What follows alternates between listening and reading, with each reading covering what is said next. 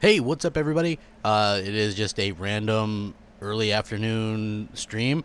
I have a little bit of time to kind of just uh, do my own thing, and there was some things that I wanted to talk about. Yes, I'll be on Crossfire tonight at 7 Eastern with Mooch and the gang.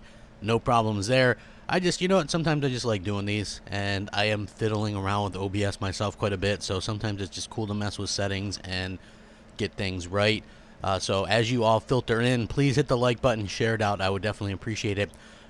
For me personally, I really enjoy doing these things, and I like the feedback and stuff like that. So I really do appreciate it when you all can come out and check it out. I see some favorites in there. What's going on, Neverland? I see you. I see EDM Gamer as always. Primitive Meat. What's up? Like I said, please share it out. I would appreciate it. So it was so funny to me. I think it was yesterday. And this was thanks to Kratos slash JDubs actually sent out he sent out a tweet, which I linked this article, by the way. And in this article it says Microsoft would like to see Game Pass on all platforms.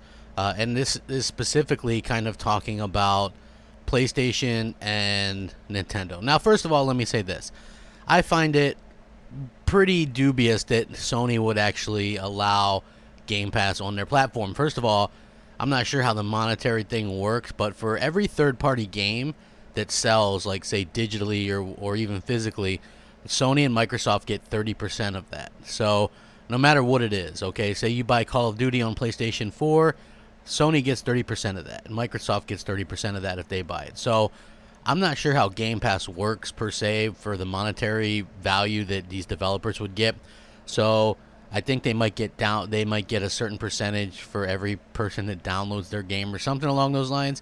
I don't see how Sony or even Nintendo would be okay with that, right? It directly competes with people spending money on the platform where they get a bigger cut. So I don't think they would get 6 or 30% of it. So I don't think that they would do it. But with that being said, something tells me that, Microsoft, and I had heard this rumor 2 E3s ago that Microsoft was going to announce Game Pass for PlayStation or for Nintendo. The funny thing is that that sort of never really materialized. And to make this situation all the even more funnier, guys and girls, is the fact that basically what we're dealing with when it comes to Microsoft is they change their mind every so often. Mr. Twister says, what 3 studios? I haven't heard any new rumors. I'm going to get into that. I can tell you one of them that I can almost guarantee is Ready at Dawn. The studio behind... they did the PSP God of War games, and they also did the Order 1886, which wasn't a great game, but they just moved into a brand new huge studio, right? And they haven't done anything for years substantially. I think they did some VR games or something. So that's a big thing, and I'm going to get into the other 2 ones here in just a minute, but I want to talk a little bit more about this Microsoft situation first. So please hit the like button and share it out and things like this. Calls D4C says Xbox fanboys have been meltdown this week. Here's the thing. I get called fearmonger all the time. That's the new thing, okay? Crapgamer, he's a fearmonger. Let me ask you people this. When is the last time that being honest and just talking and reiterating about what a company is saying, their own words, mind you, how is that fearmongering? I just don't get it. So anyway, I just want to say that I don't consider myself a fearmonger. I get called that all the time now, but I'm just definitely not that. Sorry, I was checking on something. But anyway, back to Microsoft. So 9 days ago, Matt Booty did a interview with Game Informer, and he said, depending on the game, he would love to see, their games on PlayStation or Nintendo platforms, but it would be up to the developer. He even said Double Fine Studios' future projects could be multi-platform on PlayStation or Sony. Okay, now listen. He did reiterate. He said games like Halo, Forza, or Sea of Thieves wouldn't go there. Those games would be Xbox console exclusives or whatever. But he did leave it open depending on the game, etc. Now, then you have just 2 days ago, Aaron Greenberg did an interview and said, he said that no, they have no plans to put any other exclusives on either PlayStation or or any other,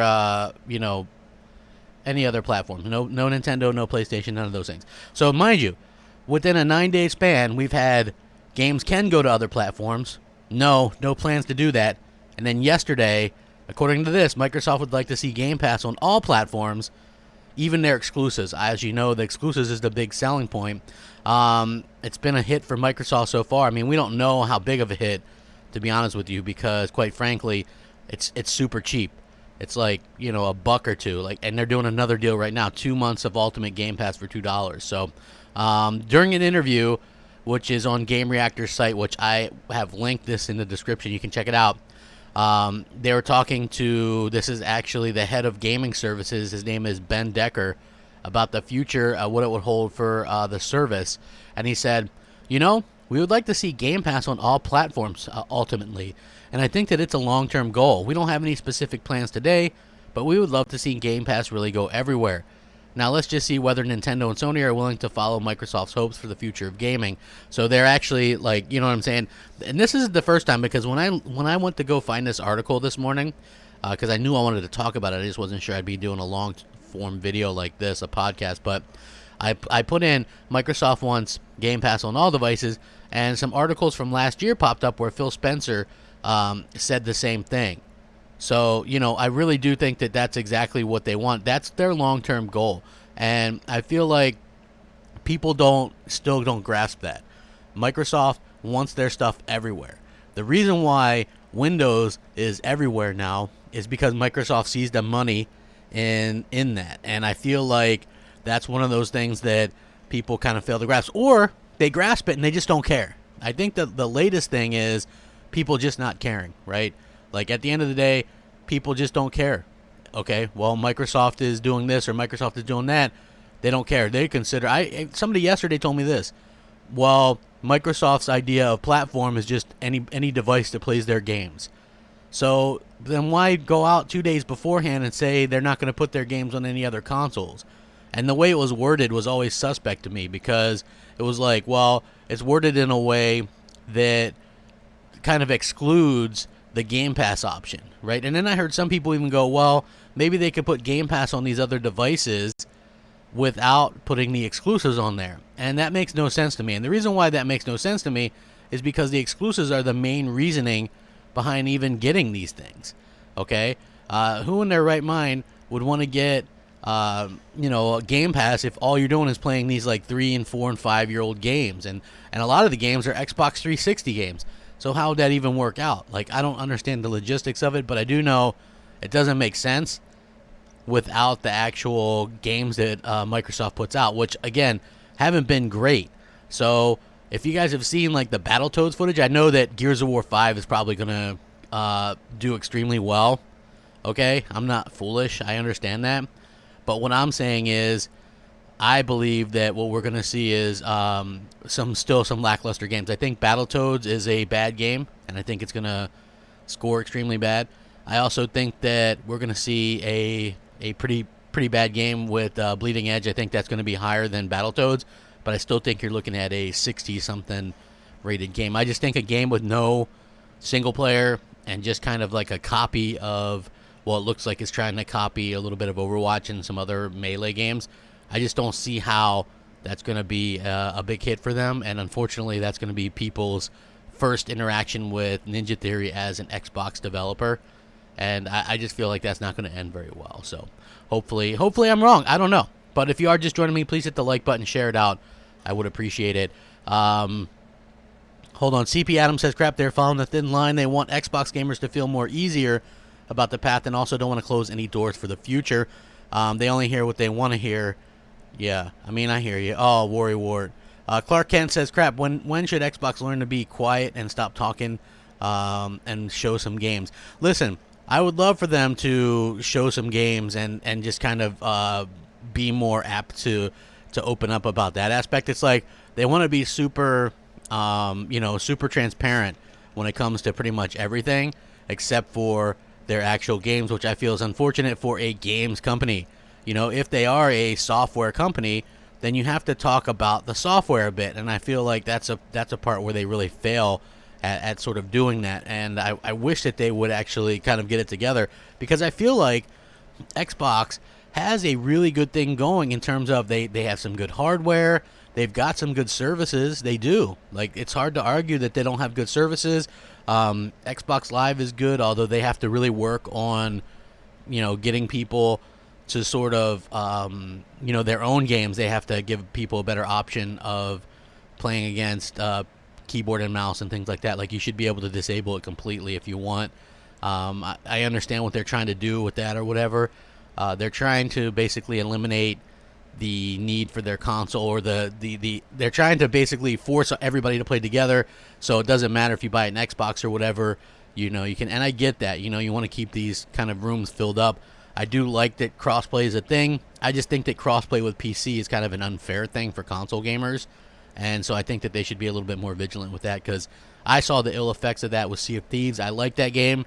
Even if people think I'm bashing Xbox all the time now, I honestly like that game. And I've only been back once since I left, because there were PC cheaters on there and using like some hacks and stuff. So yeah, they definitely, and they suck at being able to turn that off. They were supposed to implement a way to turn it off, and they still haven't. I guess it's like, if you can't find a room, it'll still match you with PC players. Like, so it's they haven't fixed anything on it. That's the unfortunate thing. So hopefully they can do something in the future where they allow you to disable it. Most people, because it's enabled, like in Gears of War 5, it's enabled natively. So as soon as you start the game, it's enabled. I don't understand the thinking behind that, okay? Like, who is this for? It makes it kind of difficult. It's like maybe they're to trick people or whatever. And some people don't even care, honestly. Some people don't care, and I get it. I'm kind of the person that does care, because even if I'm playing a casual mode, I still want to win. Like, I've heard that thrown in my face before, too. Well, if you really want to play, why would you play casual mode? Well, because I still want to win, but I don't want to go against tryhards, So sometimes people just want to play against other casuals or whatever. And so I still want to win, never mind that, you know what I'm saying? That's all I'm saying. Like, so for me personally, I think Microsoft should get things together just a little bit more, and I would feel a little bit more at ease with that. But they do have a lot of things going for them that some of these other companies don't. Like, I think that they have a lot going for them, even more so than Sony in some areas. And I've been very honest about this. I feel like they've done a lot of cool stuff for gaming this generation, and they've come back pretty well in terms of what they have to offer. The only problem is they're so wishy-washy with what they're trying to get across to people. So they have too many people talking is the problem. So you have Greenberg talking, you've got Booty talking, you've got some other person talking who I've never even heard of, but apparently this guy, let me see, what's his name? Ben Decker. He's the head of gaming services. I've never even heard of this guy. So you've got three different people saying three different things, and it's all within a span of 9 days. And this is a huge problem. The messaging problem has been really bad for Microsoft going forward, and unfortunately, it's something that Microsoft has had a problem with this entire generation. Just the way that they handle things and the way that they talk about different things. I feel like this is something that's really affecting them at a level where people are starting to notice and kind of point out, hey, they're very kind of all over the place with this. Is this even a company that you can trust? And I feel like it's not a company that most people are going to be able to trust, unfortunately. Like, which Xbox are we getting at this particular time? Okay, which one? That's the thing that I always kind of wonder about. You know what I mean? It's like, which company are we getting this week? Okay, are we getting the company that is all of a sudden all about exclusives? Are we getting the company that says they don't care about exclusives? Are we getting the company that wants their games on everything? Like, week to week, day to day, it changes, and that's what scares me most about the future, because I get called a fearmonger when I bring up if the Xbox Scarlet does sort of start to tank a little bit. What's going to happen there? Okay, what's going to happen there? Are they going to quick and push the panic button like they did this generation and flip-flop and start third-party publishing? Like, I think that could happen. And I'm not saying that they're not going to stop selling the Xbox Scarlet if it tanks. Like, let's say Sony jumps out to a 50 million to 5 million lead. They're not going to stop selling the Scarlet because it doesn't make sense to do that. They can still be, because they still have this little hardcore diehard fan base that would really like be pissed off to no end if they did that. Okay, so what they would likely do is go, hey, we're still going to support the Xbox Scarlet, and they'll probably lie and say, and even future consoles will, but we don't think that our game should be tied to one platform. We should put our games everywhere, and you're going to have this contingent that just swallows everything Microsoft says and be okay with that. And that to me is a little bit unfortunate that people would actually do that, and I don't want to see that happen. I don't want to see that become the normal. And just in my opinion anyway. Van City says, how can you have Game Pass everywhere and have games like Halo, Gears, and Forza stay only on Xbox? This is my thing. I don't think that that's actually can be the thing. I think that you have to be able to, you have to have those exclusives on there. And again, Microsoft is all about that app, that app life, Game Pass, or whatever you call it. So that's what they're going to do. Primitive Meat, I love this comment. He says, how to be a fearmonger, have an opposite opinion, state the fact to someone who simply doesn't want to believe it, call out an issue that exists to someone that refuses to ever see one.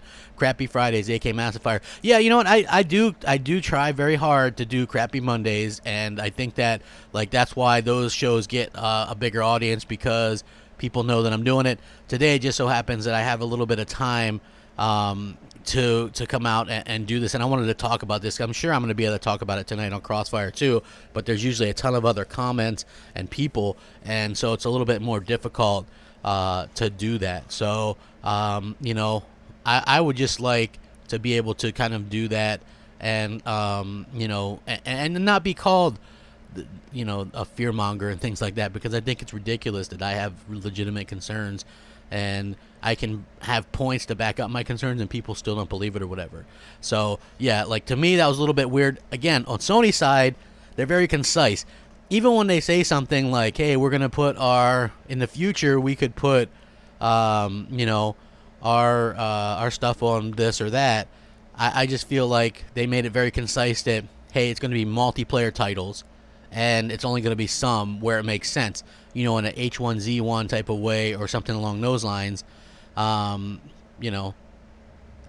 that's exactly how I feel about it. You know what I mean? They're very concise about it, and I love that.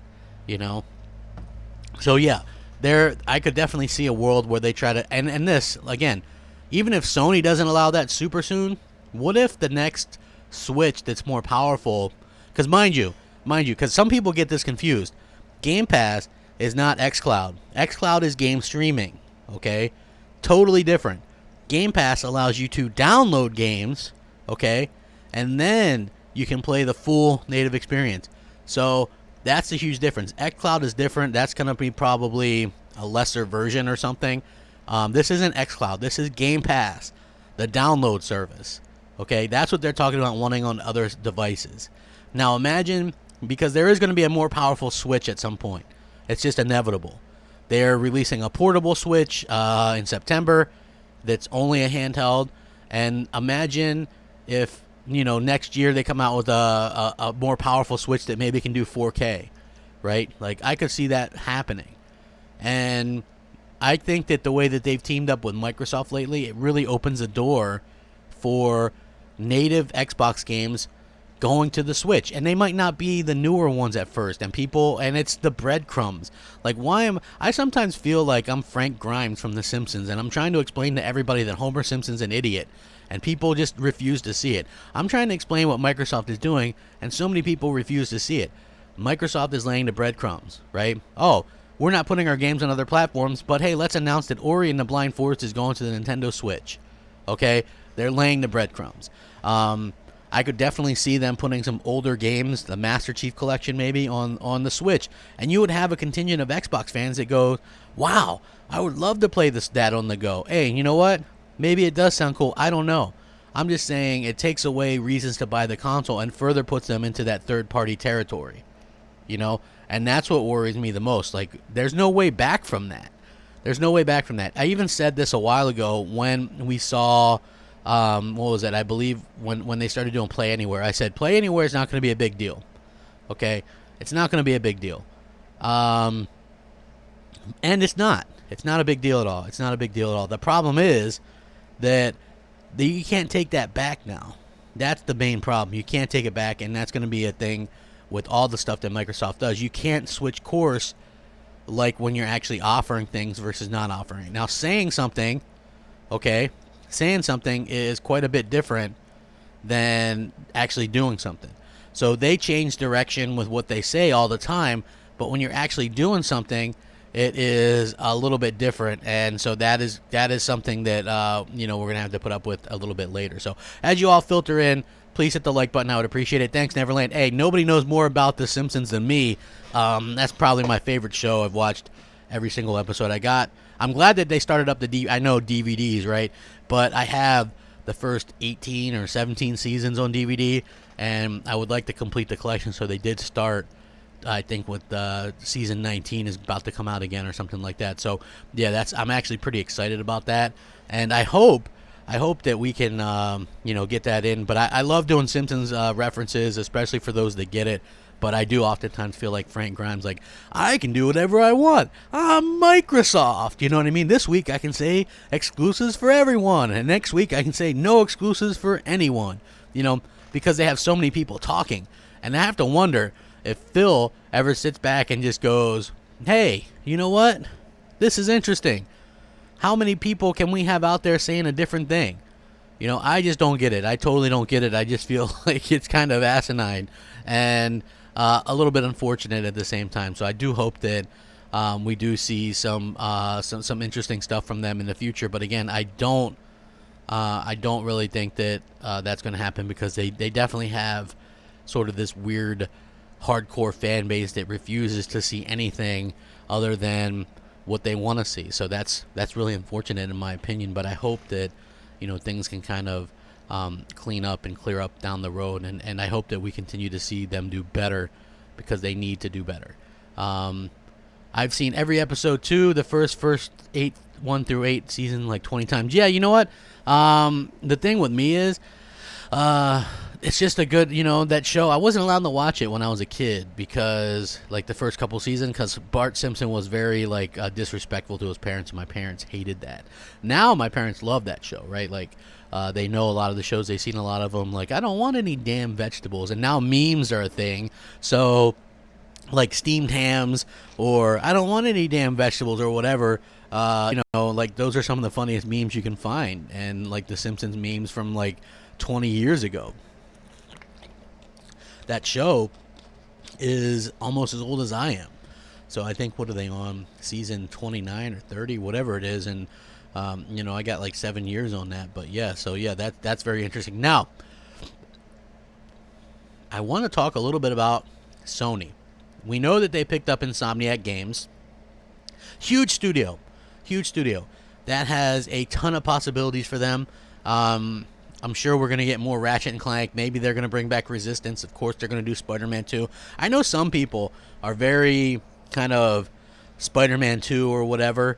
They're just very kind of, Spider-Man 2 is going to happen because Sony and Marvel had a falling out. Well, the difference between the movies and the video games, which are two different sectors, mind you, the movies had an out where they had to kind of redo the thing after 2 movies or whatever. If it hit $1 billion, there was some kind of stipulation where they could go back and kind of do something else if they wanted to, right? So that's where we have out, and I still have hope that probably something will be worked out here long term or whatever. I don't know, but for me personally, I don't care either way. Now, when it comes to the video games, the biggest rumor is that there was a 3-game deal signed. So if there was 3-game deal signed, then I think that's going to work out fine for everybody. I think Insomniac Games did the best take on the game.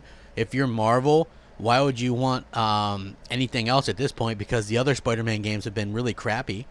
This one sold, 14 million? It's probably going to sell 20 million by the time it's all said and done. They're going to come out with the Game of the Year version. Like, you're not going to do any better than that. And I think if you make these games multi-plat, that you really kind of dilute what they're all about. And this is why a big reason why exclusives tend to be better is because they focus on like a singular platform, whereas multiplats and most most Xbox games got to focus on like a billion different platforms, right? This is why Xbox games tend to not be great. Of course, you have certain instances like Gears of War 5, which I think that's going to look great on the Xbox One X and the regular Xbox. It's going to look good on everything, but they're a really good developer, and we don't see the time and effort put into most games that they do. But as far as Insomniac Games, that made a lot of sense for Sony to buy them at this particular time. They probably have some voids to fill, all right? So when you're looking at sort of, imagine how TV executives look at their lineups, right? Okay, so here's our fall lineup. We have this show at this time slot, this show at this time slot, this show at this time slot. Sony probably realized that they probably have a need, maybe a launch game, or maybe a year in or 2 years into the PlayStation 5 cycle, that you're going to need stuff to schedule out to fill out their launch.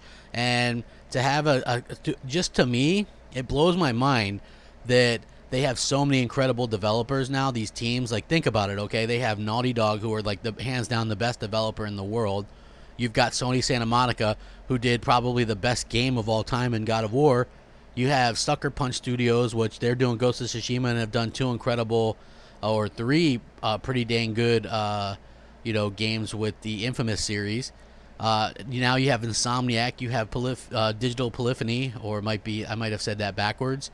But you also have Ben Studios. You have all these just amazing studios, and realistically, they're going to be able to crank out tight. You have Guerrilla Games working on two different games. I used to think that when Microsoft purchased these studios originally, that Microsoft really kind of made some leeway. But when I look at Microsoft Studios, I don't even know who to consider the best. It's like 343 is strictly a Halo cover band. The Coalition is strictly a Gears of War cover band. Turn 10 does Forza Motorsport games, which I like Forza Motorsport games. I like them, but I feel like this latest one wasn't that good, and so that's a bit of a problem. Hey, if everybody can hit the like button, maybe we can get up over 100 likes. I would definitely appreciate that. It means a lot to me that you guys come out here and stuff like that. Let's see. Mr. Twister said, Colin Moriarty said expect more studio acquisitions before the end of the year. Yeah, you know what? I was just listening to his latest one, his latest feed recently, and I feel like that's definitely going to happen. I've heard different things. Listen, he said Remedy even, right? The guy knows what he's talking about. He was talking about Remedy. Remedy's going to be one that they pick up. If you listen to Remedy, they've got partner, or at least a partnership with Sony. They kind of mentioned this. They visited with like Kojima even. There is a lot of stuff going on. I can actually read you. Hold on. Somebody sent me some of this stuff that Remedy kind of, and I mentioned this paper trail, and people tell me I'm crazy. And then a couple of months from now, people will definitely be like, oh well, crap, they'll never give me the credit for being real about this stuff. That's the problem. So here we go. This is basically what's going on with Remedy and Sony. Control was announced during Sony's E3 press conference. Sony has a marketing deal and exclusive content for Control. In a financial statement, Remedy's future plans included multiple partnerships. So far, 2 partnerships have been revealed, with 505 Games Publishing for Control and Remedy collaborating with Smilegate on the single-player portion of Crossfire X. And there's stipulation that possibly Sony is in the third partnership. Visited Remedy back in January. Yoshida visited Remedy back in May, and Yoshida actually only visits either first-party studios or other worldwide studios they collaborate with on Sony games. So this is 100% factual. Yoshida only ever goes to visit his own studios, or studios like that he's collaborating with, like a Platinum Games, or I believe he went and saw some Bloodborne from Software, because they were helping with that, a collaboration like that, and they own the IP. So yeah, him going there. Kojima visiting Remedy back in January as well, kind of trading notes and stuff like that. You also have the fact that Remedy visited Naughty Dog and Insomniac Games last month, right? So check it out. Sony probably was buying Insomniac before. We've heard that that Insomniac Games Studios, this purchase was started back in like February or March. So last month it probably was already bought, and we didn't know about it. So you have Remedy visiting 2 first-party Sony studios in Naughty Dog and Insomniac. That's crazy. Why would you let a third-party studio visit your first-party studios? Exactly. It doesn't make any sense. And also, if you look at this thing, Insomniac Games, they tweeted out that they played Control and it was awesome. Great pickup and play factor and amazing FX.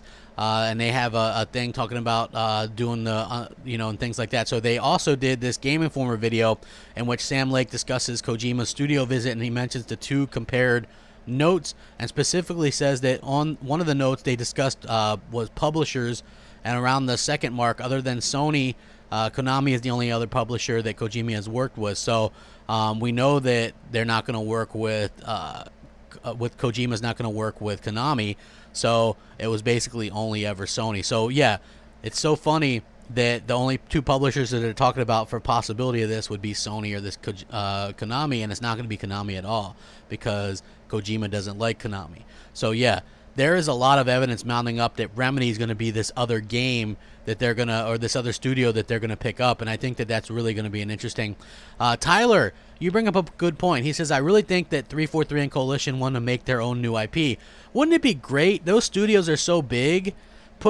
This Halo has taken 5 years anyway. Why not go ahead and take your time and, put these games out that, put out your Halo, put out your Gears, and, and then have, secondary teams work on something else, like a new IP. I feel like that would be great. Like before, I used to be kind of like, I really like my Halo here, Gears and Forza, but at the same time, I feel like we would get so much better games if we had these studios working on multiple things. Look, Guerrilla Games, for instance, and I was never a huge Killzone fan. Okay, if you think about it, Killzone 2 was pretty good on the PS3. I admit that was pretty decent, but then it went kind of downhill. Right, I looked at the Killzone series almost like the way I looked at the Crysis series, and that was, these games look very pretty, and and the stories weren't very good. So I was dubious about Horizon Zero Dawn, but they allowed them to do, an RPG which is totally out of their wheelhouse. And no, I said Halo. Come on, grow up. I like Halo, by the way. So anyway, So I do think that we could see something from them that would be pretty good. And if you think about it, Bungie wanted to do Destiny, and Microsoft was against it. I hope that we can get something in the future. Hey, we're almost up to 100. Almost up to 100 likes. No, I did not say that, Pumpkin Queen. I have a little bit of a speech impediment, so you guys have to understand that. I'm not disrespecting Halo because I actually like Halo quite a bit. It's one of my favorite games. Well, I have Gears and Halo are the only reasons to realistically buy an Xbox, and you don't even really need to buy an Xbox anymore. You just really have to, whatever. Who knows what the future holds, but you definitely don't need to buy an Xbox. It's it's crazy. Yeah, so anyway, as far as Sony is concerned, I believe obviously you're going to have a situation with Remedy Entertainment, and imagine this, okay? So there's hardcore Xbox fans that have been begging Phil Spencer and company to announce and to get a Sunset Overdrive 2 and to get an Alan Wake 2. Now, imagine what Sony did was buy both of those studios and make Sunset Overdrive 2 and Alan Wake 2 exclusives to PlayStation 5. Does that turn fans off of Xbox and towards PlayStation? I believe it does. It does take people off because you have PlayStation doing what, exactly what Microsoft failed to do. And I bring this up multiple times. For as much positive, and there has been some positive stuff, Game Pass and whatnot, backwards compatibility with Xbox, as much positive stuff as what Phil and company has brought, they have absolutely delivered zero in terms of content that people are asking for, right? We haven't got a single sequel to a game that we liked or we're asking about. We can't even get a Killer Instinct sequel. You have one of the biggest YouTubers in the world, fighting game YouTubers, in Maximilian, talking about Killer Instinct and bring it back, and no, they don't bring it back. Nobody even acknowledges this man doing this big movement for the game. This is the problem with Microsoft. When it comes to the actual content, they don't listen to anyone. And I think that's really a problem, So I think that what we're going to see is Sony. Obviously, we're at a strange time in gaming because Google has a lot of money and they're entering the market. You have Microsoft buying up studios. It's really the big studio buyout time right now, okay? And what I mean by that is we don't know what Google's going to do, what their intentions are. They could buy a studio at any time. Okay, so obviously Sony buying Insomniac is huge, but there's other studios too, and I'm going to talk about these right now. So Remedy is, I'm going to say that there's a 90% chance that they're going to buy Remedy. As far as Ready at Dawn, I feel like they must have already bought them and they're waiting to make some further announcements, because they did just move into a new thing. And we also heard rumors, even though they weren't unsubstantiated or whatever, that that they moved into brand new studios. They were showing pictures of it, tweeting it out and stuff like that. So we'll have to see how that is. Hold on. WR Cup says, hey, it's Crappy Fridays, Lego Browns. Hey, man, the Browns are terrible. But by the way, the Ravens are 16-0 in their last, few preseason around or whatever, 4, 8, 12, 60. So, yeah, they're undefeated over the last, 3 or 4 preseasons. I know preseason doesn't matter, but that just goes to show you that it really doesn't matter when my team is sitting there locking up win after win after win. And heck, Jackson didn't even play yesterday. McSorley played. So, yeah, very interesting to sort of see that. But, yeah, sports. Phil doesn't understand simply supply and demand. I had an argument with somebody yesterday, by the way, who said that it doesn't come down to console sales or anything like that. It really just matters, it really just matters with having your software and sales. Like, some people, Xbox fans, still don't even get it. That if you sell 100 million consoles, you can sell 1 billion pieces of software and way more services, just like Sony has.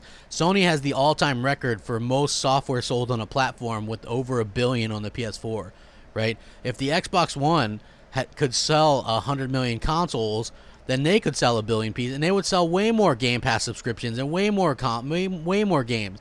This is how it works, and some people still don't understand that that's how it works, and that's that's unfortunate. So I really do feel like, even though people are saying, hey, Microsoft is playing, Phil Spencer's playing chess or whatever, I don't think so, because like I said, Sony went out and it looks like they're locking up 2 studios that were doing games that were Xbox exclusives, and they're going to make them into PlayStation exclusives, and that could draw in some more Xbox fans over to the PlayStation platform. For certain people like me have been all about PlayStation when it comes to them actually listening and paying attention to what's going on in the gaming world. So, yeah, I think that's going to be something as well.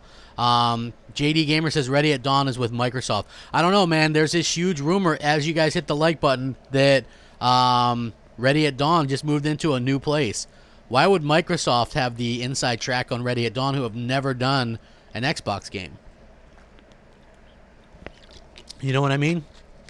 Primitive Meat says, crap, you looking forward to Wreckfest? Old school flat out fan here. Can't wait. I have that game installed on my Xbox right now. So, yeah, I'm definitely excited for it, for sure. So, again, there's different ones that you can look at. Insomniac Games is one of the ones. They bought them, obviously. Microsoft has bought some of these, lesser-known developers. So, there's different ones that are rumored. House Marquee is another one that Microsoft, or that Sony is rumored to have bought or be about to buy. Ready at Dawn and Blue Point Games as well. So Blue Point Games is interesting because so far what they've done is mostly just remaster and remake games. They remastered the Uncharted collection for the PlayStation 4. They also were the ones that, believe it or not, did Titanfall on the Xbox 360. Yes, the original Titanfall on the Xbox 360. Remember, that game launched on the 360, the Xbox One, and PC.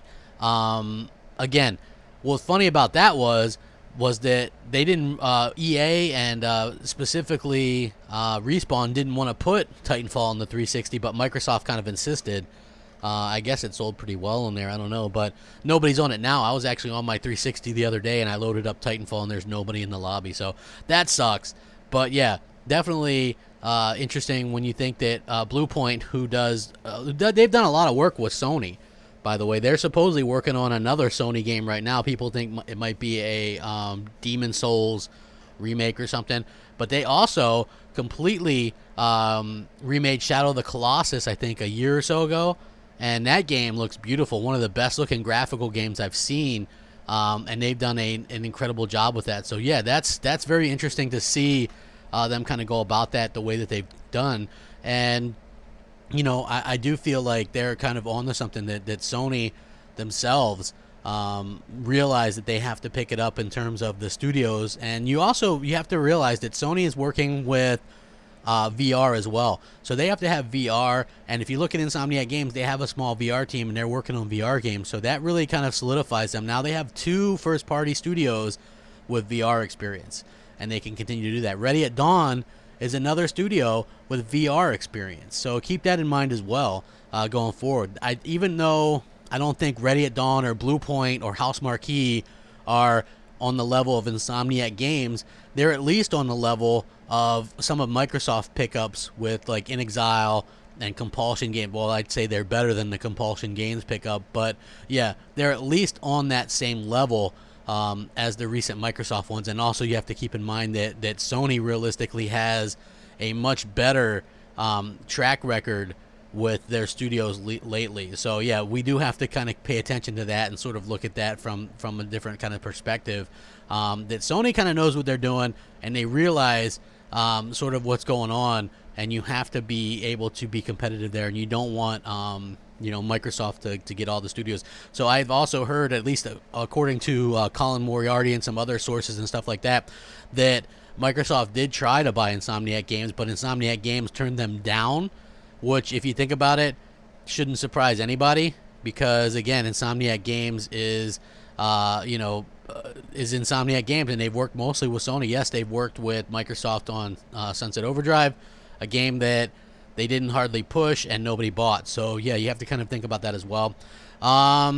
Warren says, is there a feature missing from current consoles that you would like on next-gen consoles? I think I would mostly just like to see, I would like to see some games some first-party games from Microsoft that aren't Halo, Gears, and Forza, but that are AAA. You know what I mean? So I do hope that, that's what we get. As far as that goes, like the features and stuff, I'm less concerned about features and things like that nowadays. All these consoles, even TVs though, like I don't even feel like consoles, I don't even think that consoles need to do like all the Netflix and stuff. I think that it's cool that they do, but most TVs offer that kind of stuff nowadays. You know what I mean? So I think that we need to focus less on that kind of stuff and more on, what they can offer in terms of the games themselves. I'm tired of features and features and features, right? It's all people ask me all the time, hey, did you see this story on Xbox Scarlet? And I'm like, yeah, it's okay. I thought about doing a video on it, but to be honest with you, I have a hard time hyping up stuff on Xbox right now until they start announcing some games, right? And I get it. Studios make games, crap. What are you, crazy? We think these guys are out there playing tiddlywinks? No. I think they're making games, but I think some of them are just starting, or some of them are finishing up multi-platform games.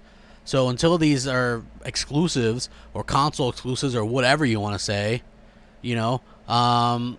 I just feel like it's pointless, like it's hard to really get excited. And I haven't even played much Xbox this entire year. I know people don't believe that. Whenever people see me online, it's usually just on Hulu or Netflix or something. But I just mostly have been gaming. I've been gaming a lot on PlayStation. I've been using VR a lot. I've been playing my Switch. There's like the exclusives and stuff, and I know there's more of the life than just exclusives, but I I just feel like it's one of those things that's unfortunate, and hopefully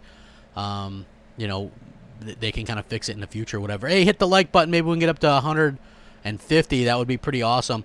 Gameland says, I'm confused. Is this guy an Xbox fan or not? I mean, most of his content is complaining about Xbox. I'm a Xbox fan, Gameland, who's disgruntled because the most important aspect of Xbox is the games and the exclusive games. And the fact that we can't get exclusive content is a real shame. Why are we not getting exclusive content? That's what I'm most concerned about. Like, anybody can get multiplats, right? But where's the actual the actual exclusive content? Where's the promise of exclusive content? That's what I'm mostly complaining about. So Holomoko says, hit after hit after hit. Yes, Crapgamer 2016. Hit after hit after hit. Man, listen, anybody can change their mind. You go where the games are, man. I bought a, I bought a exclusive. I've bought different exclusives and stuff like that. The whole reason I bought an Xbox One was for the exclusives.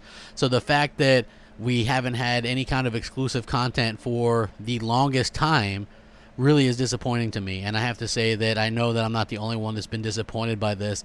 Hopefully, you guys have all seen that as well, and understand that, as fans, we deserve better, and that's all it is asking for better and a little bit more transparency when it comes to this stuff. You know what I'm saying? So that's why, sort of, for me personally, I'm very much more excited about what Sony tends to be offering right now than what Microsoft tends to be offering. So Microsoft makes a big deal out of these studio signings, and they are. I feel like these studios and stuff are a big deal, but Sony just tweets it out. Hey, we bought Insomniac Games, no big deal.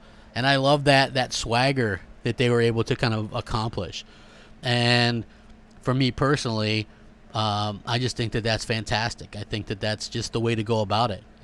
Microsoft had to announce these studios at an event like E3 or at an event like Gamescom or XO. Simply put, they had to do it because there's no games, there's no exclusives there. Like, they don't have anything to really hype up otherwise. And I feel like that's something that is very unfortunate, and that they need to do better at. So again, I do feel like it's a bit of a shame of kind of what they're doing, but I also feel like maybe this E3, and I'm not going to be with a guy that say wait till next E3 because I screw that. I'm not. I got my mind made up. I'm getting a PlayStation 5 day one, and if there's something great on the Xbox, I'll play it on my Xbox One X. It's not like that thing's a piece of crap. I'm sure I'll be able to play Halo Infinite at 1440, 60 frames or whatever it'll be. Like, I don't particularly care. I'm not going to go buy an Xbox Scarlet and on the hopes, I'm going to spend over $1,000 between the X and a Scarlet within a 3-year period for what exclusive games? Gears of War 5, Halo Infinite, that's it. I mean, basically, I don't care about Bleeding Edge. That looks like crap. Battletoads looks like crap. Ori looks like more of the same. I'm sure it's going to be a good game. I'm not trying to disrespect Ori, but it's just a 2D platformer. You definitely don't need a Scarlet or a, heck, you can play the first one on the Switch, so you definitely don't need no 4K for that. That's what I'm talking about. Like what are we going to get from Microsoft that's going to allow us to kind of change things and allow us to play different things? El Matador, he says, what's your thoughts on Death Stranding? My thoughts are that game looks weird as heck. Okay, that game looks incredibly weird. It's very strange. Like, people urinating, I guess that's like a thing. I don't understand it, but again, I do feel like that game looks very polished, and we'll have to see how it kind of stands out from some of these other games, because I do feel like Kojima is he's a guy that's I like that this game looks unlike anything we've really seen before. Okay, so I really love that fact. I just think that I don't know what it's truly about yet, and even though it looks really good, we have to see. The good news is it doesn't look like I have to buy it, because I have a bit of a bet with a I have a bit of a bet with a fan of Gears of War, which I'm a fan of Gears of War, but he believes that Gears of War 5 is going to be a 95 rated Metacritic game. And if it isn't, he's got to get me Death Stranding. If it is, I got to buy him Gears of War 5. See how that worked? But at the end of the day, it was 100% safe for me to make that, because there is no way that Gears of War 5 is going to suddenly be the best rated Gears game of all time. Like, that's not going to happen with those characters. It's just not. So, yeah, definitely not something that I'm worried about. But yeah, I do get that game. I'm going to end up getting that game for free. If he backs out, man, he's going to have to leave social media. That's all I can say, because it's just one of those things. I thought it was kind of a ridiculous bet for him to make to begin with, but yeah, there's no way that game is going to score anywhere near that that sort of way. Oh, over 350 watching. Hey, can we get up to 150 likes? I would appreciate it. It doesn't take much to reach over and click the like button, and it actually does help at the channel. And not just me. If you guys watch, whoever you guys watch on YouTube or whatever, I try to be as interactive as I can with the fans. But whoever you guys watch, you know, it doesn't take anything extra to throw a like their way. If you're watching the content, then you might as well, and you don't, like, it helps out their standings and stuff like that with YouTube. So if you guys could just hit the like button, I would definitely appreciate it, as I really enjoy doing these streams and, you know, taking my time out to spend some time with you guys. It's always definitely a fun thing to do, and I'm definitely looking forward to later this year, because we've heard all kinds of rumors. So if you guys didn't know, not only is there these studios that Sony is very interested in buying, which if you're just joining me, I see a lot of you are just joining me. Ready at Dawn is the new one that they just moved into this huge new studio, and they haven't really done anything in years other than VR games. So there's a rumor that Sony has them. Remedy Entertainment, House Marquee, Blue Point Games. I don't know about the Blue Point Games one. That one, to me, why would you want a studio that does, you know, a studio that mostly does like remakes and remasters? Like, I don't understand how that would make sense to Sony. But I mean, that one's been a rumor on there for a little bit as well. So we'll have to see how that goes. But that's some significant studios, because I feel like it's almost like a race between Microsoft and Sony right now. And even though Microsoft jumped out to a big lead buying a bunch of studios, they needed to do, because they didn't have but what, 4 studios or something. And now we're seeing a situation where Sony can kind of sit back, take it all in, and just go, oh, well, you know, maybe we can do this or maybe we can do that. So I do feel like, you know, that's going to be sort of interesting to see how that kind of plays out as well. You know what else was funny? Speaking of Aaron Greenberg, you know, he got a Battletoad shaved into the back of his head. I had a little fun at his expense about that one, like, because he took the picture and he was still bleeding. I was like, man, this man's bleeding for Battletoads, you know what I mean? And if you guys saw the picture, the video of Battletoads, it was just really, really not a great looking game. The hit detection looks off. But you know how Microsoft is like, hey, we're not really expanding. We're not going to put our games on this platform or that platform. During this this Gamescom event interview, the head of gaming services, Ben Decker, not only did he talk about having their games everywhere with Game Pass, but he was also talking about, you know, putting Game Pass on a platform like the Epic Game Store. You know, when asked about it, he said, again, because you have to remember, think about it this way. Well, who cares? It's already on PC. PC is such a broad term. Okay, it's a wide term. So Microsoft's platform on PC is Windows 10. Okay? Now, Steam is the PlayStation of the PC world. Okay? But Microsoft is putting their games on that platform. And, of course, Epic Game Store would be, I guess, maybe the Nintendo of the PC world. And now they're like, hey, we wouldn't have a problem bringing our games to the Epic Game Store as well. So, speaking of that, speaking of whether Microsoft had plans to bring in its titles to the Epic Game Store, Aaron Greenberg, the marketing manager at Xbox, said, of course, we would like, or rather we would have no problem doing it, but Epic should focus more on the community at the moment. It's clear that their goal is to gain market share with the exclusives to benefit of the developers, but on the community side, we are still far behind Steam.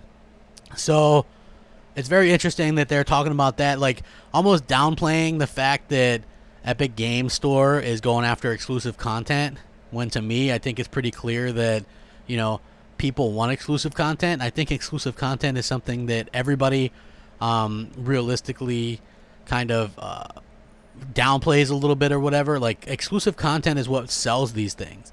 You know, like, without the exclusive content, I feel like we lose the identity of these consoles themselves, and that's never a good thing. Like, we definitely need great exclusive content, and we definitely need these, you know, exclusive content to really kind of showcase and show what these consoles can do, right? Where would the Nintendo Switch be without the exclusive content? You know, it's probably not going to be anywhere, really. So, for me personally, I feel like the exclusive content is the most important thing, and that without that, the rest of the stuff is almost pointless, because we do have a situation where, Noximus, what's up, Nox? He says Microsoft absolutely wants to put Game Pass wherever Game Pass will be accepted. It is the only strategy they have if they wanted to succeed. Yeah, Nox, this is exactly what I'm saying. My only problem is, I actually don't have a problem with that. Here's the thing, Nox, I really don't have a problem with that. My only problem is, why does it change from week to week with them or day to day, depending on who's talking, right? If they want to be more third party, then, go ahead and be third party. Do it. That's all I'm saying. If you want to be third party, then be third party. Quit pussyfooting around a little bit, so to speak. Be third party. If you still want to be if you want to be weird and be third party while still supporting a console, then go ahead and do that. I just feel like they're being kind of wishy-washy with everybody, and I don't like that. Not Your Mother says Bluepoint, it's easier to have a studio focused on making remakes than using studios like Naughty Dog to remake their own games. I agree. Bluepoint would be smart for that factor. I just think it comes down to why would you need to employ them since you can just outsource your games to them anyway. I guess if they get busy or whatever, maybe Sony thinks that they're going to need to remaster some of their PS4 games for the PS5 to make them better or whatever, even though you're going to have backwards compatibility. And maybe that's why they would do that. I don't know. So that way they can kind of control the games that are being remade. But Bluepoint is definitely going to be a studio that they're looking after right now. We're almost up to 150 likes. Please do that. Z1 or ZL1 says Xbox is going to die. Xbox players do not want to play with PC players with mouse and keyboard. I agree. I'm not a fan of that. I really just think that it's interesting that some people are just okay with it. It's like, why not just say, hey, it'd be great if we had the option, It'd be great if we had the option to sort of do that, but they aren't really giving us the option. And I feel like that's a real shame, because we definitely deserve the option to sort of do that. And the fact that we don't have the option as paying subscribers, mind you, that's a bit unfortunate. So I wanted to also talk about a little bit about this. Maybe you guys have seen this floating around. Sony has patented a PlayStation 5 design from the looks of it, and it looks like it's a dev kit that looks sort of like a V. Now, I talked about this a little bit. One of the reasons why this is a pretty significant piece of information is for the simple fact that this design is a design that is actually has a ton of vents in it. And you might go, oh, well, why do they need so many vents? Why would that be interesting, or why would that be cool? The main reason why that would be interesting is the fact that with all these vents, it pretty much shows that they have a very powerful piece of hardware, and they're also trying to reduce some of the noise problems and the fan problems that kind of plague the Xbox or the PlayStation for pretty much most of this generation. I do feel like the PS4 Pro is a very loud, at least mine is, and we also have some of the original PlayStation 4s were very loud as well, to kind of sound like that jet engine taking off a little bit.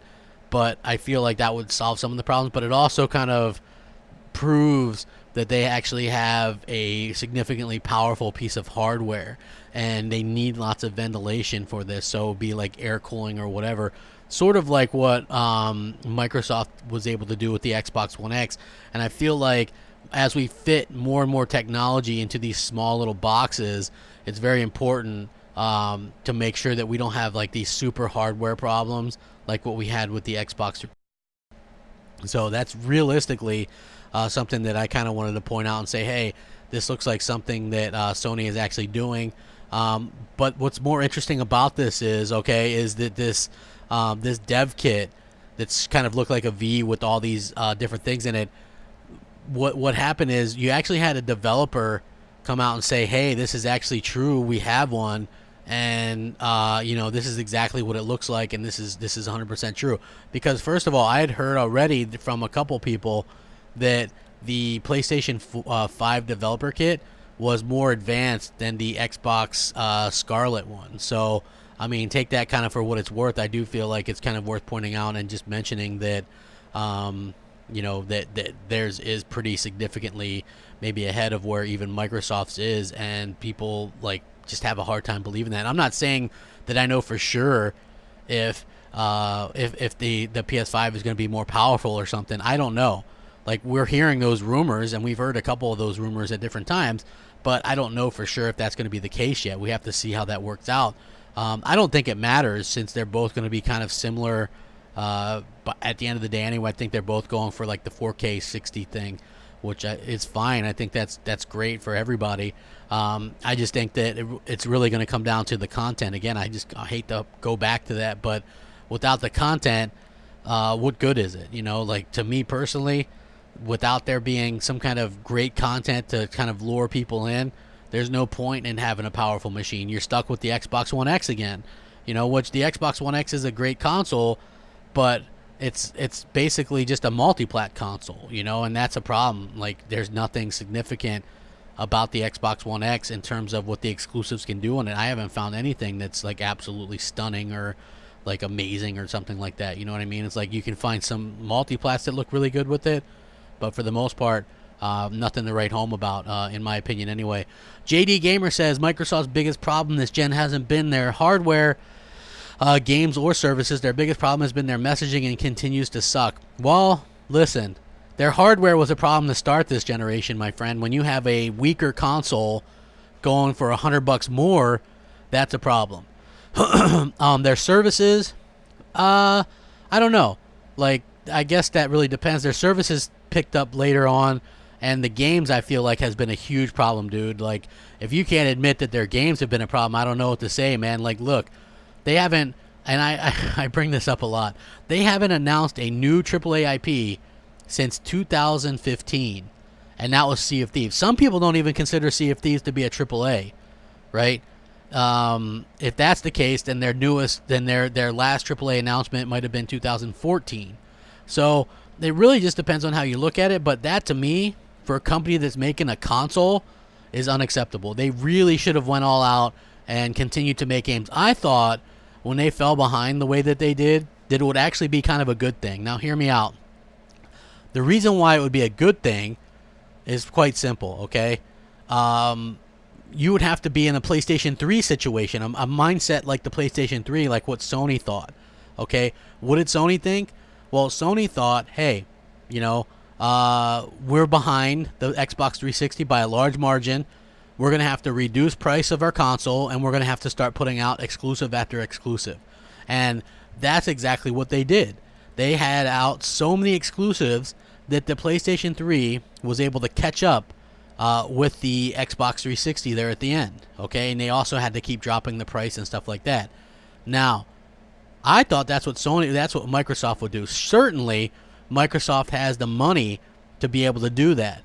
But who would have ever thought in their right mind that Microsoft would basically just completely disregard everything and stop making games altogether? They stopped getting exclusive content from different developers. Like, people go, what developers were, like, I brought this up before. I was like, why didn't they do what Sony did? And people go, with what developers? And I say, you know what? Sony didn't use all their first-party developers with the PS3 either, right? Sony also bought and used second-party to get exclusives, okay? So Microsoft didn't have to simply just rely on their own studios to do that. If they would have been smart about it, they could have outsourced some of them and did something, I feel like they owed it to their fans, and the fact that they've continued to kind of not pay attention to what their fans were wanting is very unfortunate, Like, for me personally, that sort of grew old to me pretty quickly. Like, why can't we get something, why can't we get something that really shows off what our console can do? I believe it. Like, somebody also asked me, hey, crap, why did you buy an Xbox One X? I bought an Xbox One X because I believe that Phil Spencer, when he said, hey, we just signed some exclusives, oh, 9 Lives. I'm going to eat that. I'm going to eat that alive. 9 Lives says media bias is to blame for the messaging. 9 Lives. How does media bias to blame for this? Okay?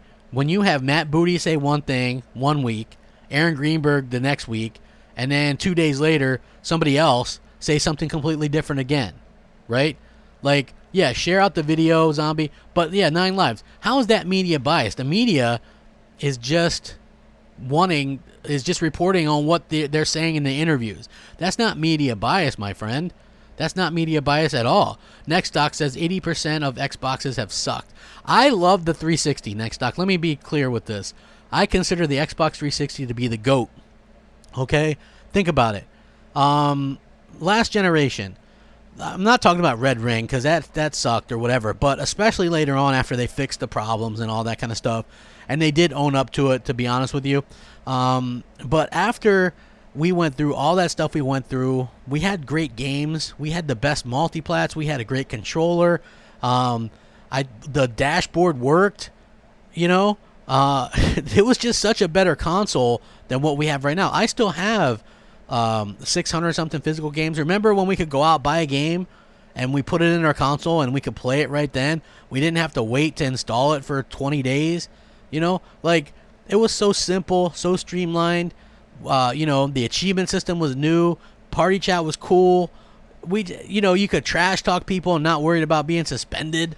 You know, it was just such a better time, in my opinion. And the fact that we don't get that kind of stuff right now is really unfortunate and really kind of boggles my mind how, how Microsoft has kind of dropped the ball with a lot of the stuff that they used to do. You know, I really hope that we can get back to where we were down the line. You know what I mean? For my opinion, I just really think that that's really what Microsoft has to do. They have to go look to the past because Sony took super advantage of what the Xbox 360 did in terms of their playbook. And they really just kind of stomped Microsoft with their own game. You know, they really just took it to Microsoft. They took Microsoft's game plan and just shoved it down their throats completely. So anybody that wonders, oh, how did Sony do it? They just did what Microsoft did last gen and to their own advantage this time. So that's just honestly how they did it, and it's worked tremendously well for them. You know, we just have to. It's just one of those things that's absolutely worked extremely well for them, and continues to work well for them. Media bias. I'm sorry, that was just kind of funny. JD Gamer says PS2 was weaker than the GameCube and cost more. Well, listen, you know what the problem was? PS2 was also online enabled. Like you could get a thing for that. They also had a lot more third-party support.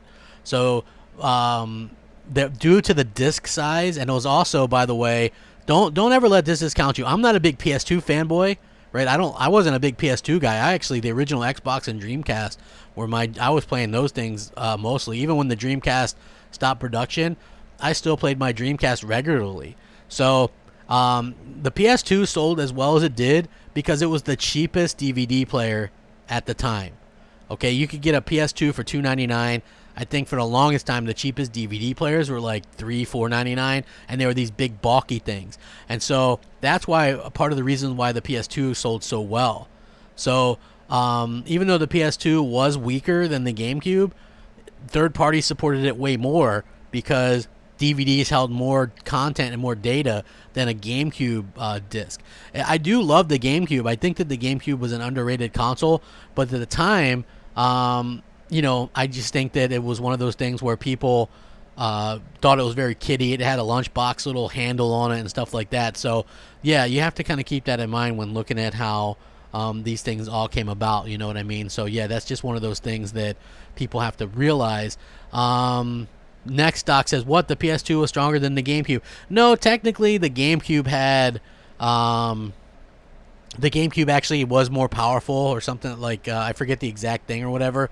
But, yeah, the GameCube was lacking third-party support was the main problem. So, that was something that they had to sort of deal with, was that even... That's sort of been Nintendo's problem ever since the Nintendo 64, that they really lacked that third-party support.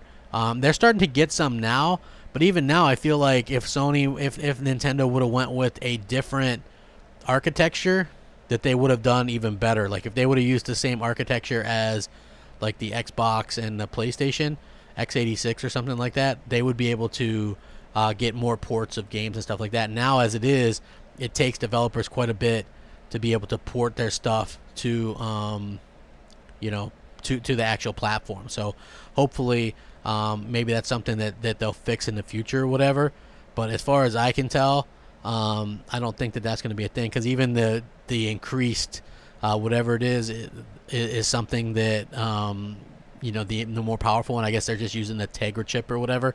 They're not actually fixing that or using a different one. So that's something that people have to kind of keep in mind as well, just going forward. And you know what? I do think that it's been pretty cool that they've been able. I hear The Witcher 3 in particular looks incredible on, you know, looks pretty damn incredible on the Nintendo Switch, and it's cool to see that kind of go around or whatever.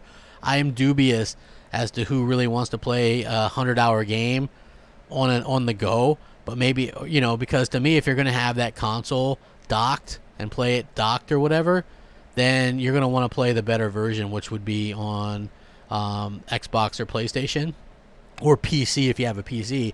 But I just find it dubious that people are going to want to play a 100-hour game on the go. So yeah, that's something that I am a little bit dubious of. But hopefully, you know, it's just something that does come about eventually. Like I would not be surprised to see more games kind of go that way or whatever. So it's going to be very interesting to see how that kind of plays out. And I actually do got to say, I like the Nintendo Switch, but I definitely play the Nintendo Switch. I definitely play the Nintendo Switch as a docked console with the exclusives. Like I'm not ever going to play a multi-plat on the Nintendo Switch because it doesn't really make any sense to me to do that.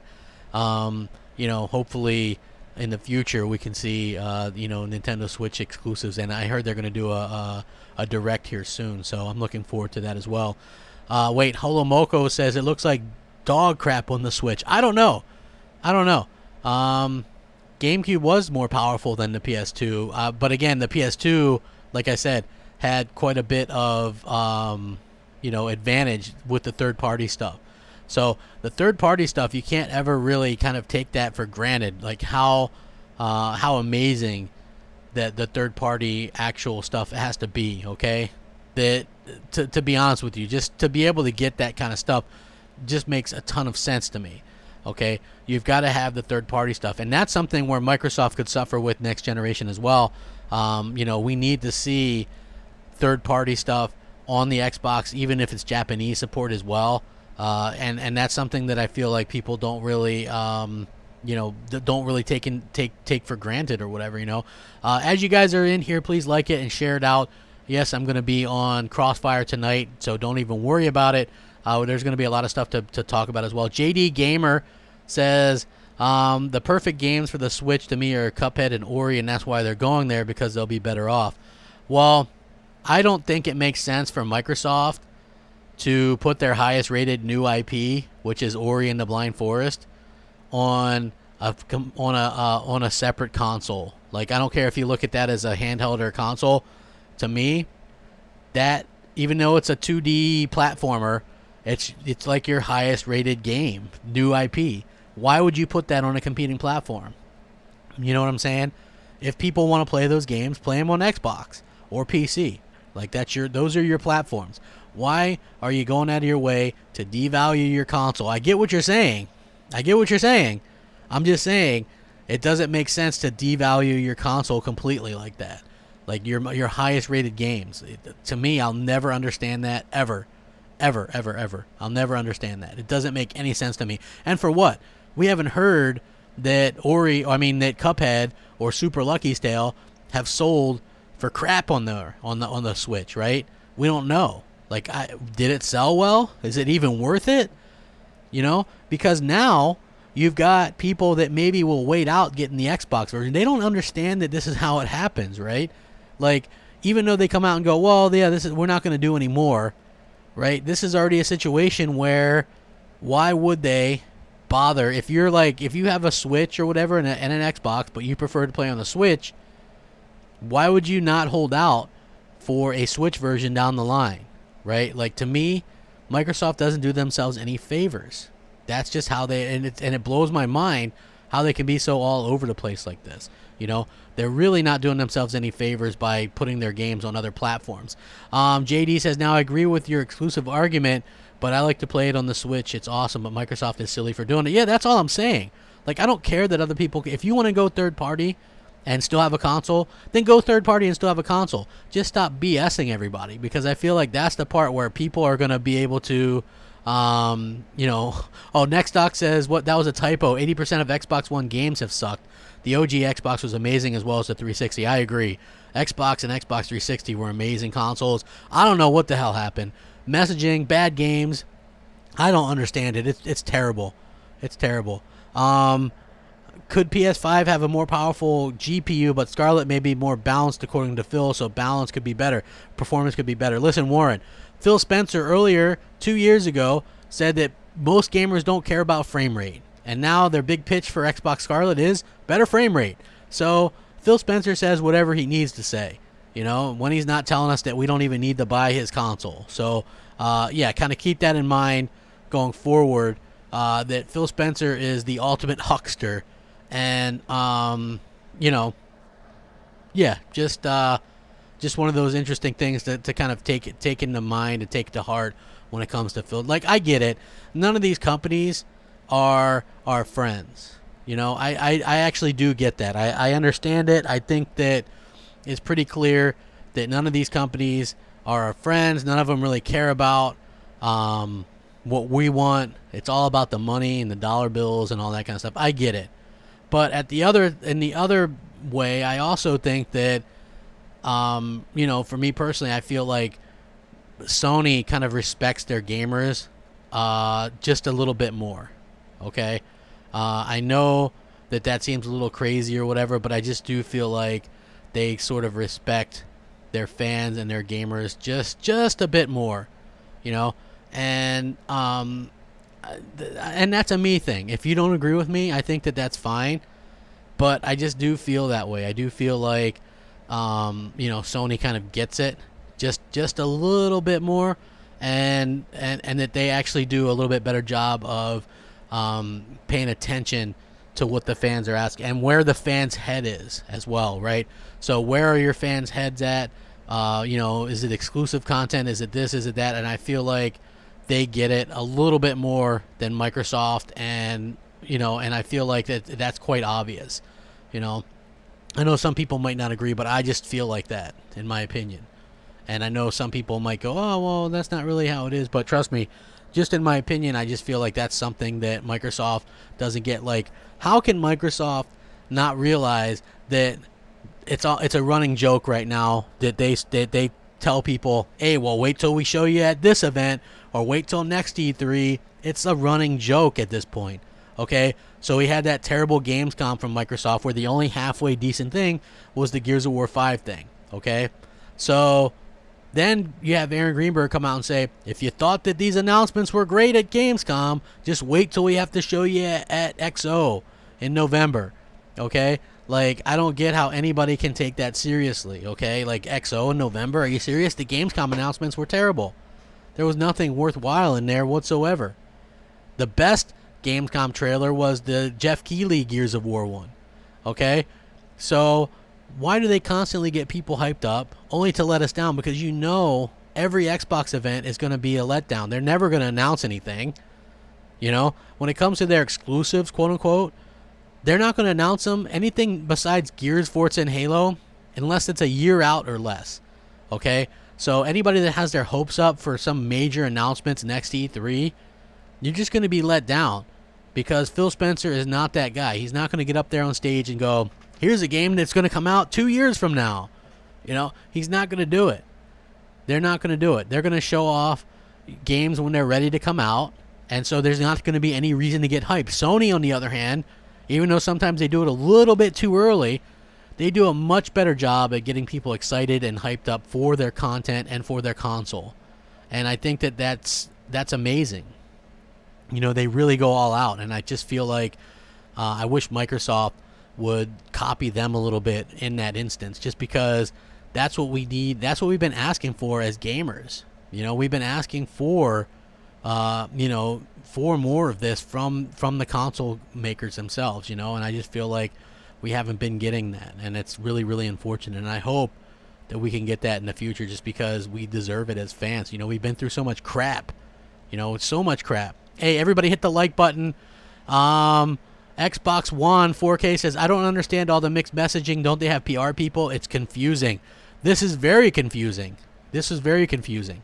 Swift Arsonist says, got an Xbox One X. Next year, I'm only getting the PS5, and if Nintendo releases a Switch Pro or something, no need for a Scarlet.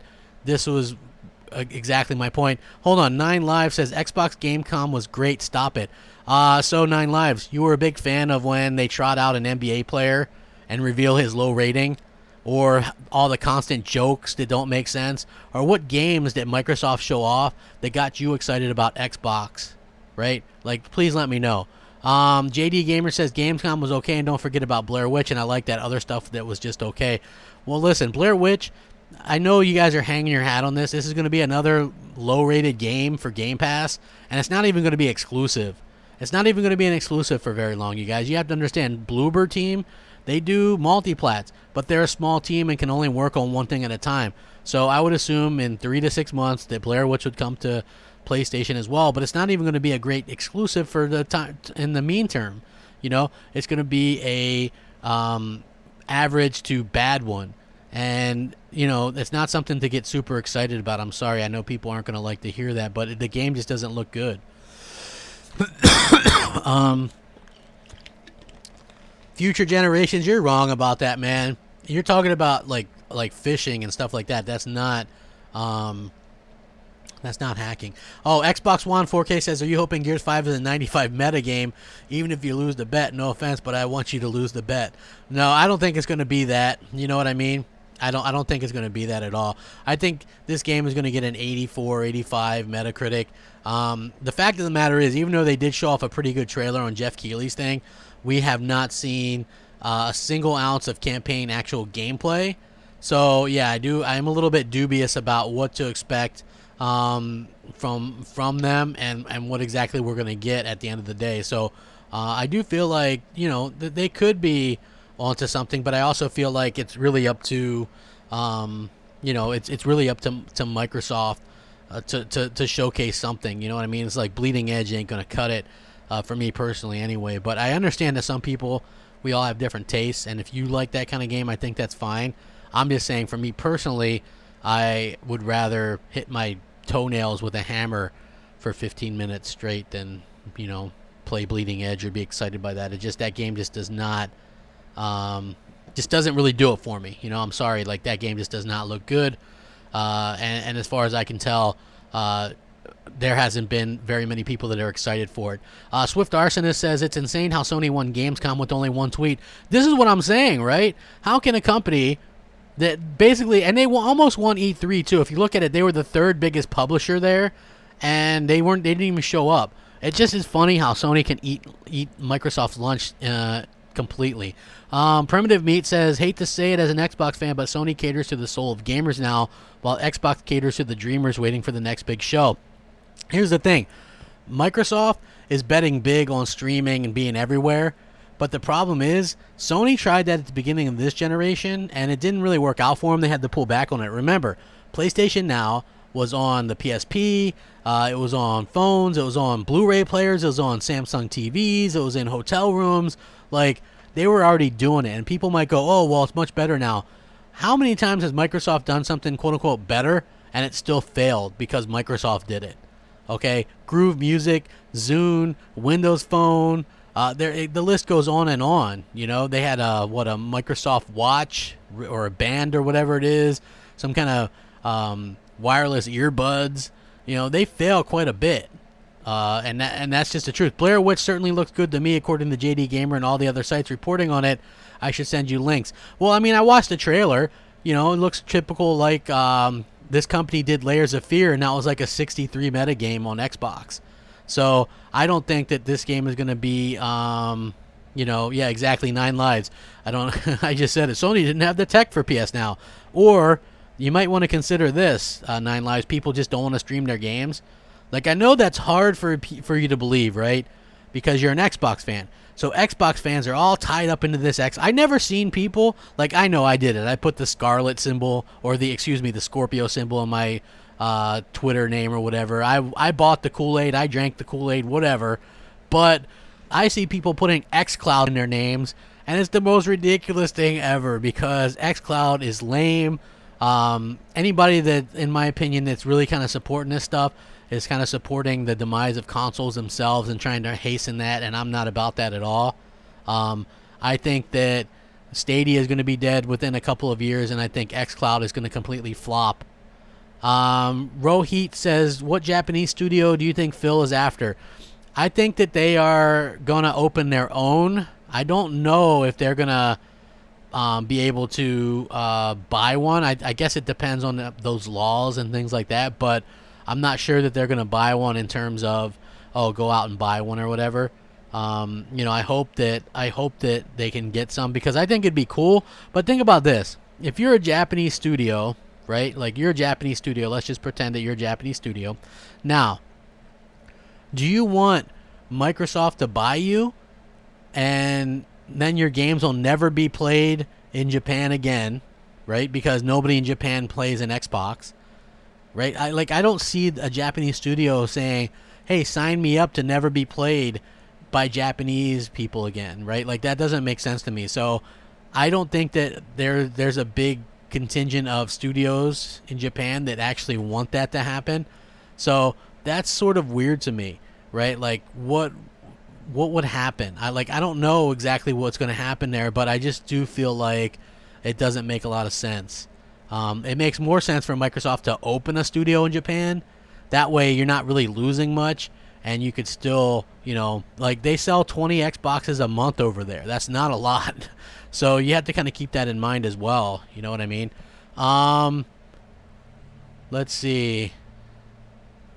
Gibble Grunger says, I've always seen you as a prat and never liked your shtick, but looking at your 59K subs, I have to say, good on you, man. You stuck with it, and I admire that. Well, they went down. I was at 60K at one point. But the fact of the matter is, when I was like, hey, Xbox isn't doing much right now, people didn't like that. People weren't, people aren't a fan of me being honest about Xbox, unfortunately. I really wish that people would just understand that I just really want the best for them, but it doesn't seem like people care. It's like I'm a fearmonger. I'm this. I'm that. I'm all this bad stuff. And unfortunately, that's I guess I gotta deal with that. You know what I mean? Just kind of sucks, especially how fast people were to abandon me just for speaking up. The same reason that I spoke up to say, hey, Xbox isn't bad. They've got some good stuff to start off this generation. And then you see that people just don't really care. They're just like, whatever, crap. You said something bad about Xbox, and now now I don't care about you. You know what I mean? So, yeah, it's like it is unfortunate, and that does kind of suck that I've kind of had to deal with that or whatever. But hopefully, it's not something that I have to deal with forever, because I think that Xbox fans would be willing to maybe even come back or whatever if Xbox starts putting out some quality content. And I feel like quality content is all it's going to take. That's what I hope that they come out with, quality. I'm not like against Xbox for the sake of being Xbox or for views or anything like that. I want them to announce some games. They start announcing some games, I'm going to be like, heck yeah, did you see this? And if they put out good games or great games, I'm going to be like, those are some great games. This is awesome. You should get an Xbox. Okay, let's be excited about being Xbox fans again. The problem is they haven't been able to do that, It's just unfortunate that they've not been able to, put out anything that people are super excited about for a very long time, aside from Gears of War, Forza, and Halo. Thanks, Y9 Power. He says, you're not a fearmonger. I'm still subbed. I appreciate it. Some people, I think, they might still watch, or they might, tune in here or there just to see what happens. Like, okay, Xbox Nation. I listened to the feedback, okay? Xbox Nation, people didn't want to just hear us bash on Xbox. So I brought in, equal members. I brought in, we have Xbot, and I also brought in Dirt, who's a big Xbox fan, to equal out the PlayStation people. So you have a dialogue there, because I feel like my own show was boring at times over the years, because you just had Xbox fans going, Xbox is great. Yep, it's great. Yep, Xbox is great. I agree with you, Crap. What do you think, Mooch? Hey, Crap, well, Xbox is great. I really think that we can compare it to a steak when you go to a burger joint. You know what I mean? Like, we were just too busy kissing Microsoft's butt and it makes for a boring show. A popular show with Xbox fans for sure, but boring. Now I have a mix of PlayStation and Xbox fans and just people middle road, and I think it makes for a much more compelling show. And even though some people don't like it or whatever, the fact that, you know, it's more of a mix, it's unfortunate. JD Gamer says Xbox sold 1.5 million consoles in Japan in the 360 era. They actually had Japanese content, but midway through the 360 life, they stopped supporting Japanese devs, so all they have to do is stick with it. Well, listen, Microsoft went all out with the original Xbox in Japan as well, and they felt really, if you listen to Seamus Blackley, which I interviewed him once, they were really disappointed with their sales in Japan. So I feel like they went all out for the 360. Blue Dragon, numerous other games, Last Remnant, Tales of Vesperia. They bought that exclusive, right? Lost Odyssey. They had all these great games, and the problem is nobody bought it. Like 1.5 million isn't huge, but it's better than the Xbox One, which probably has like, 100,000 total. But yeah, I agree. Like, it's really a shame that Microsoft Microsoft hasn't really had any kind of impact over there. And again, in Japan, they're really kind of going more in a and maybe Microsoft thinks they can break through with xCloud over there. I don't know, but I think you still need quality games. You need fantastic quality games. Everybody, please hit the like button. I would really appreciate it if you would hit the like button and share it out and stuff like that. It does mean a lot to me when you guys can do that and kind of support the show and all that kind of good stuff, because, I like doing these little shows, and, I know that, just random ones don't get a huge audience or whatever, but I'm always thankful for whoever I can get to come by and stop by, and I love, like, interacting with you guys and sort of doing this kind of stuff. It looks like I didn't win another Free Code Friday from from Microsoft, so that's interesting. Yeah. Not very good, but yeah, it's interesting. I love it. VR is a gimmick. Crazy Old School says I like it though. VR is a lot of fun.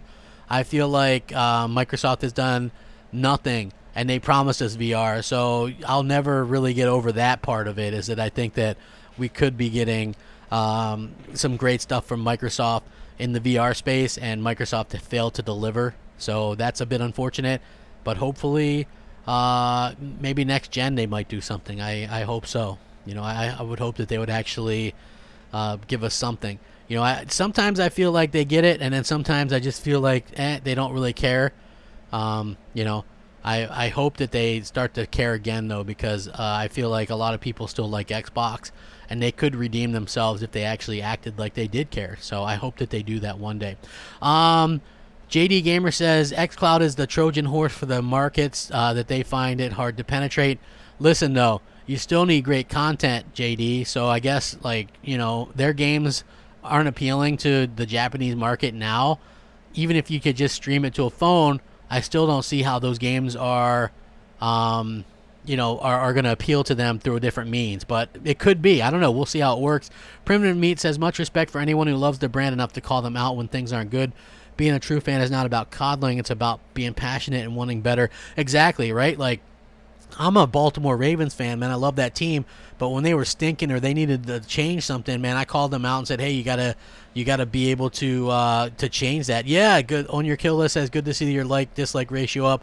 It's important. I know, I'm not sure the exact importance of it with YouTube, but I know that it helps out the standing with YouTube if you get a decent like to dislike ratio. So I appreciate it when people come in and I spend, an hour and a half doing these videos. And believe it or not, some people go, well, you do go live a little bit more than you used to. Main reason for that is if I do a live show for an hour and a half, that's still less time than it takes me to make a 5-minute video and upload it with my internet. Okay. So, yeah, to me, sometimes especially if it's something that I want to talk with or interact with people, I love kind of getting the feedback from the crowd, and so it makes a lot more sense to do it this way, and that's why I'm kind of doing it this way. So hopefully you guys like that. I like doing a few of these solo things a little bit. I'm also working on it because I'm trying to get it to work sort of like on Wednesday nights the way that Mooch does with his as well. So hopefully that's something that can continue to work out as well. I want to get better with OBS and sort of be able to do that. So hopefully That's something that can work out in the future, not too distant future anyway. So I would love to see that actually kind of happen. Calling out the Ravens isn't fear-mongering, same difference. Exactly. Exactly. Simon Brandy says, yes, crap, but the negativity is becoming a bit monotonous. No offense. Somewhere in the middle, maybe. Listen, I try to be in the middle as much as I can, but for me, I just want to see Xbox announce something, right? They don't have to announce 10 games right now, but we know that Fable's coming. So why not put up a little cue card and go, we're going back to Albion, more news on this at E3, right? Problem solved, people. I'm not asking for 10 games right now. I know people are going, but they're all in on next gen. I'm dubious of that statement, first of all. Second of all, if they're showing Halo that's next gen, why not just go Fable's in development? We officially announce it. We're going back to Albion, folks. Stick with us, right? That's what I'm saying. JD Gamer says the OG Xbox sold around 500K. Then the next Xbox 360, they went to 1.5 million.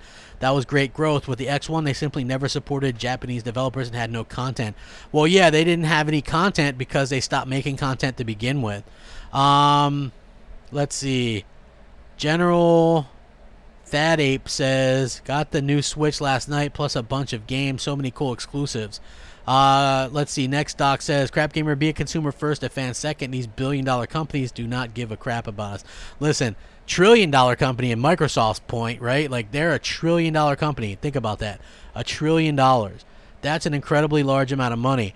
And the fact that they have so much money and fail to support their console for so long is truly disheartening to me. So, yeah, like, it's very upsetting. And it does suck that kind of happened. Now True says, so crap, you only play PlayStation's exclusive games for the most part right now. I've been on an exclusive kick because the exclusive games have been much better than the multiplat. So while I am excited for the new Call of Duty, for the most part, some of these games like the Division 2, they just all seem like more of the same, and I'm not about that. You know, it's like the real things. It wasn't until like I started playing some stuff like Judgment on PlayStation and Days Gone, where you just realize that there's so many different types of exclusives over there, right? Like they have big AA, big AAAs, you know, maybe even like I was lumping all Japanese type games together, and they're not all like the same. Like I'm not a big fan of like the traditional JRPGs, like the turn-based stuff, but it's not like that anymore. So it's very interesting to see that. I'm excited for Shenmue 3. I played through the first two on the Xbox One again. You know, they came out with the remasters or whatever. So yeah, I'm very much open to a wide variety of game. But I think the thing about PlayStation is they can put stuff like Concrete Genie or Iron Man VR or Shenmue 3 or Judgment, right? All games that are coming out this year, in between a couple of brand new AAA exclusives in Days Gone and Death Stranding. That's something that Microsoft fails to do. So Microsoft, again, what their last big AAA, if you can even crawl Crackdown 3 AAA, like that's really more of a AA game. So for me personally, I look at that as, you know, we get Crackdown 3, sucked, and then what, a Battletoads, that looks like it's going to suck. Yeah, we'll get Gears of War. That'll be good, but that's only because they put so much money into that. And then what? You know, Bleeding Edge, like that game just does not appeal to me. You know, like I think people are really kind of, and myself personally, I'm after something with some kind of single player element, something that really kind of that I can gravitate towards. And so far, I haven't seen anything from Microsoft to really get me excited about anything that they're offering lately. So hopefully we can get something. Hopefully something soon. Honestly, ain't seen enough decent PSVR stuff. Dave GX, try Resident Evil 7, try Blood and Truth, try Farpoint. There's so many good PSVR games. Tell me right now. Simon Brandy says, crap, I'm calling it now. Gears 5 will be a lot better than Days Gone, a lot better. Listen, it should be, right? Days Gone was Ben Studio's first new AAA console game in 20-some years. Right? And it's a huge open world game. Gears of War is an extremely linear cover-based shooter. You know, and there's been multiple of those Gears of War games. But Gears of War in quality have gone down ever since they've come out. Like each one has done worse. And Gears of War 4 was an 84. Gears of War 3 was a 91. So, that's a pretty big drop. JD says, the truth is, if Microsoft wanted to end this console war, they could squash Sony and Nintendo tomorrow. They could literally buy every major developer, but they won't. Dude, they couldn't buy every major developer, and it wouldn't behoove them to, because if you buy, say, Activision, right, you'd never make the money back on that unless you had those games multi-platform to begin with, and Microsoft only wants to be multi-platform. So it doesn't really make sense for them to do that. So John P says, flip-flop crap opinion doesn't matter, but you're here, John P, and you obviously are are here talking about something. Yeah, I mean, listen, Microsoft has hope. There's always some kind of hope, but you have to be able to you have to be able to do something to do to do something. You know what I mean? You gotta excite people, and I feel like Microsoft has failed to get people excited. Now maybe they will sometime in the future. I'm going to answer a few more questions, and then I'm going to get the heck out of here because I got stuff to do tonight, and I kind of want to get ready for the other stuff that I got to do. So Knox says, that's where PlayStation will always exceed. Their first-party content demolishes all third-party content. This is a big problem, to be honest with you. Exactly. Next doc, he says, Microsoft flip-flop, not crack. Yeah, listen, how can I be the one to flip-flop when Microsoft in 9 days has changed their stance 3 different times on exclusive games, right? And I'm the flip-flopper. That's the thing that I'll never understand. Microsoft is doing exactly.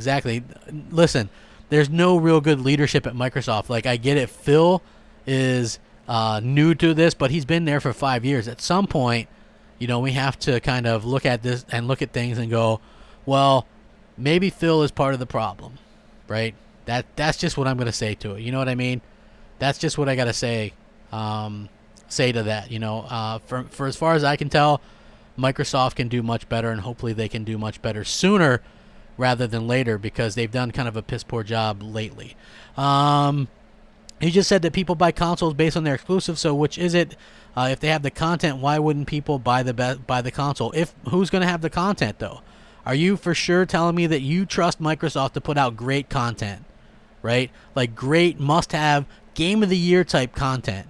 Do you really think that they can do that?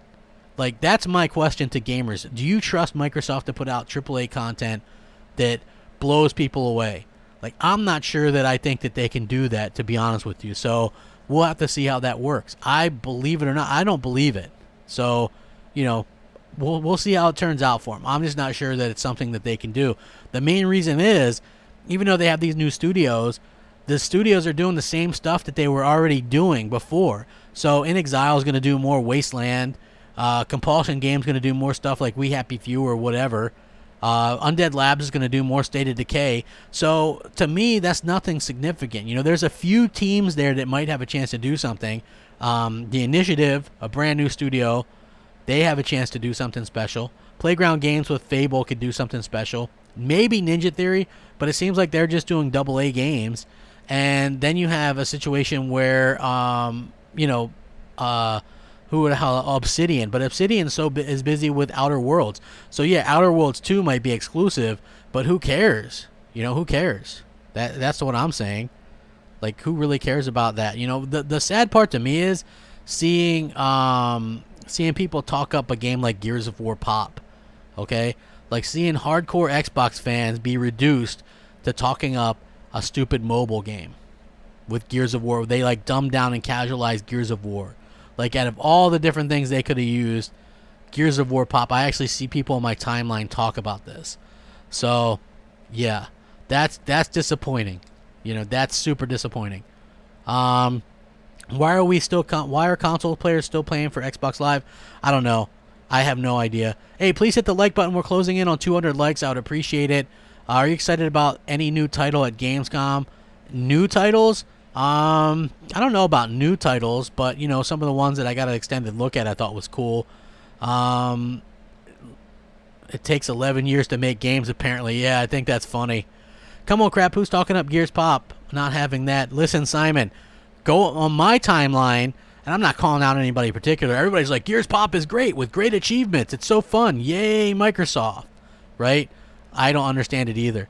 Y9 Power says Microsoft even refusing to mention the word exclusive shows bad leadership. Yeah, they don't mention the word exclusive, but if you look at their E3s, it's like 19 exclusives, 20 world premieres, and their exclusives have a lot to be desired because they consider anything that launches first on Xbox exclusive, and it's absolutely ridiculous.